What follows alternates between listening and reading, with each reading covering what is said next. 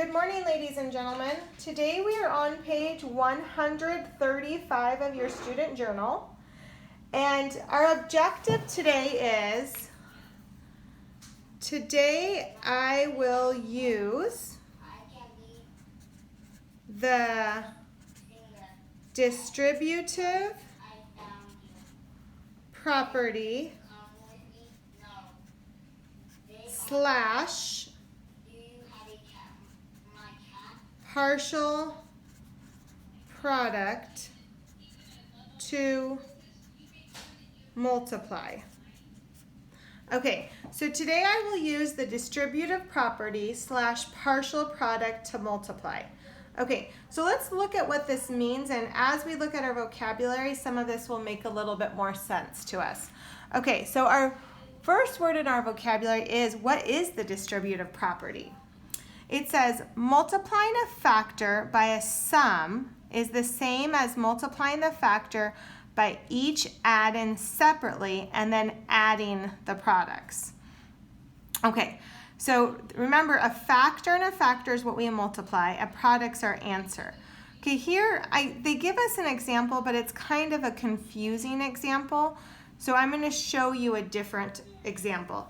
If I had 24 times 3, I could multiply that, or what I could do is I could break up the 24 and say 20 times 3 and 4 times 3.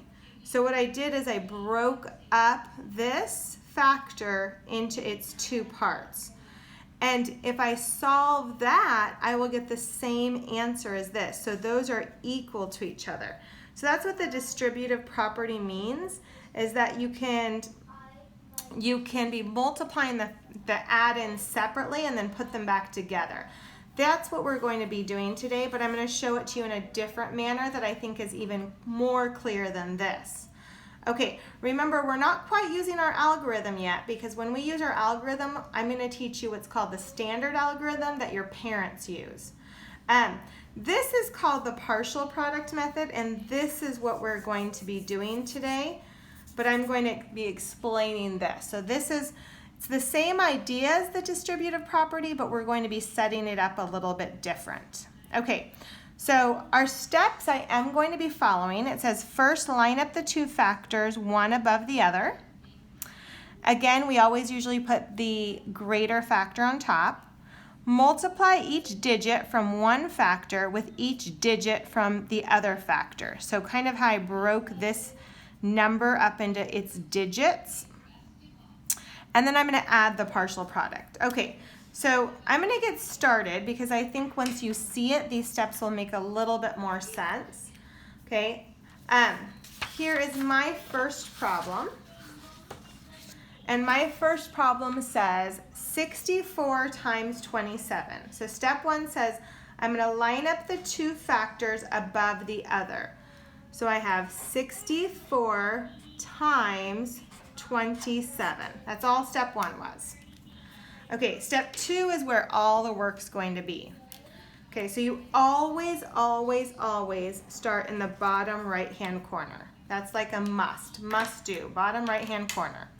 Okay, so this 7 is worth 7, just 7 ones, because it's in the ones column. I'm going to first go there. So I'm going to say, what is 7 times 4?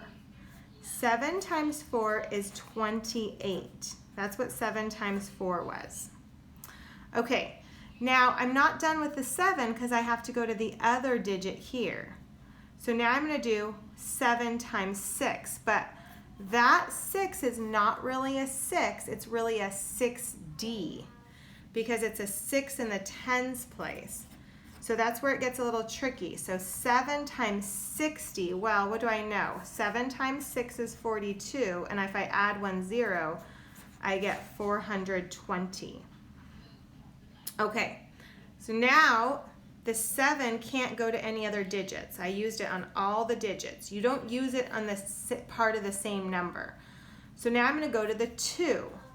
But the 2 is not really a 2 because it's in the tens place. The 2 is really a 20. And I'm going to go back to the beginning, which is the 4. And it's a 4 because it's in the ones place. So I have 20 times 4. Well, 2 times 4 is 8, plus my 0 is 80. Okay, then my next one is, I went from the 2 or the 20 to the 4. Now I have to go to the 6, which is really a 60.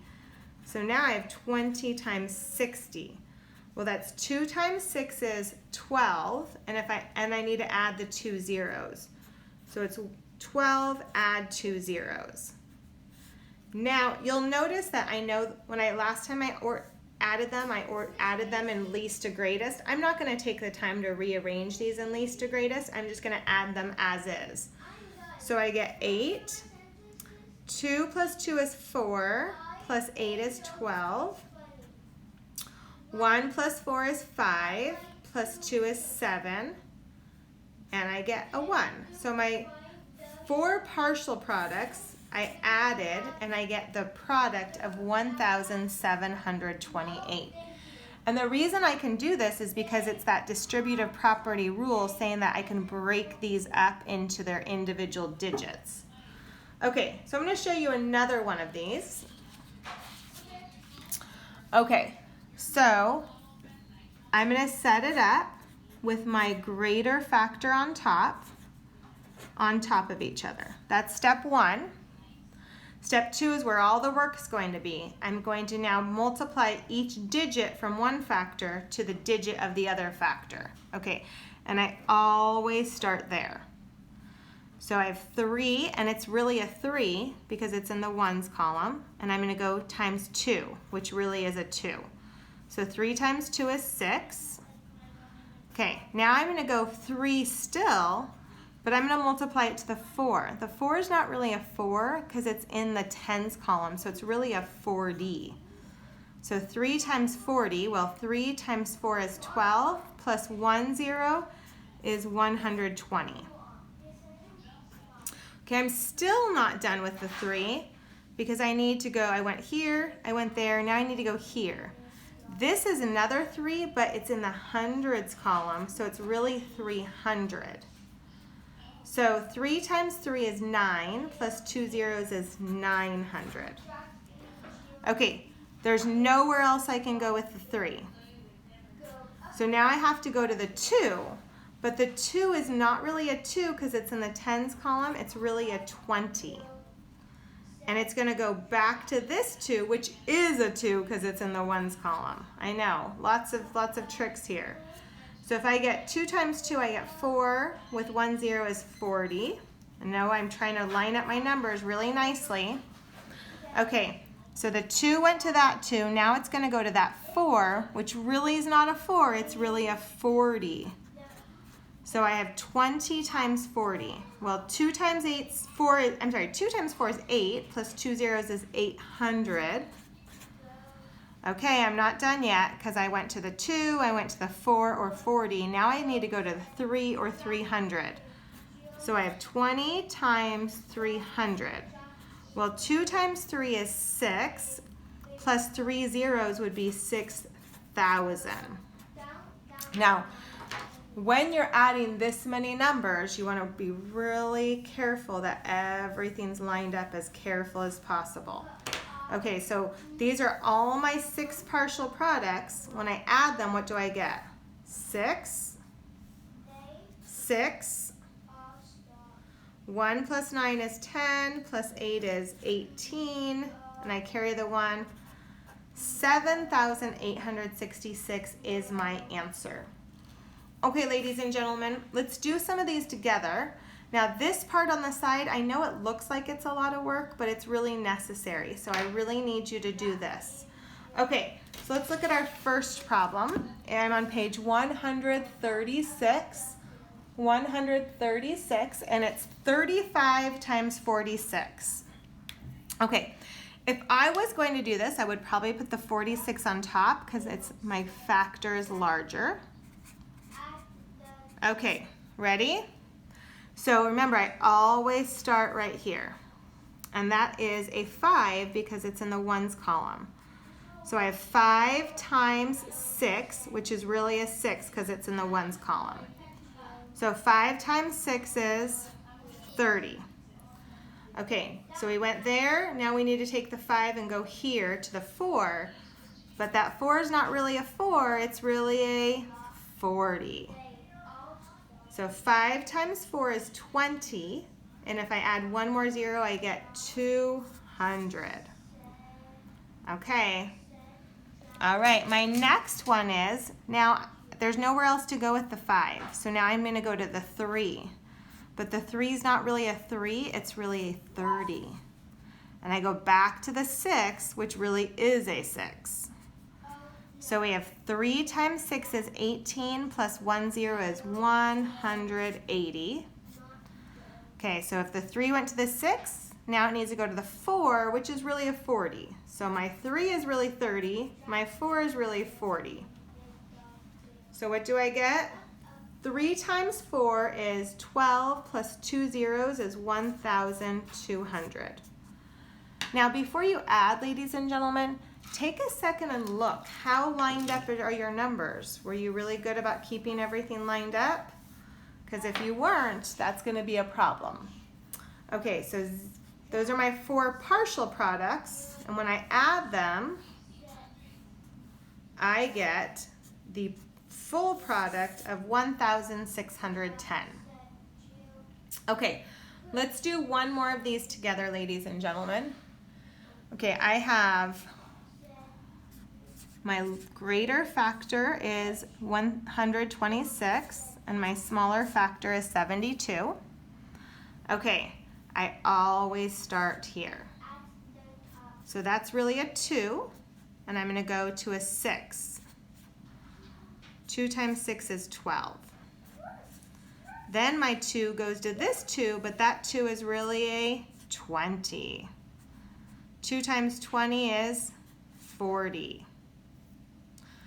So I went to the 6, the 2, now I'm going to go to the 1, but the 1 is not really a 1, it's really a 100. So 2 times 100 is 200. Okay, there's nowhere else for my 2 to go, so now I go to my 7. But my 7 is really a 70. So 70 times 6 is, 7 times 6 is 42, plus 1 0 is 420. Okay, then my 70 goes to the 2, which is really a 20. So 7 times 2 is 14, plus 2 zeros is 1,400. Then my 70 goes to the 1, which is really a 100. So 7 times 1 is 7, plus 1, 2, 3 zeros would be 7,000. Okay, again, check. Did you line up really carefully? If you can't make lines, there's a problem. So I get 6 partial products. Let's add them and get our real product. 2, 6, 10, and 9. So 9,062 is our actual product. Okay, ladies and gentlemen, this is how I expect you to do it when you do these. I expect to see the expressions on the side. Okay, remember you start here and which order you go in. All right, have a great afternoon. Bye.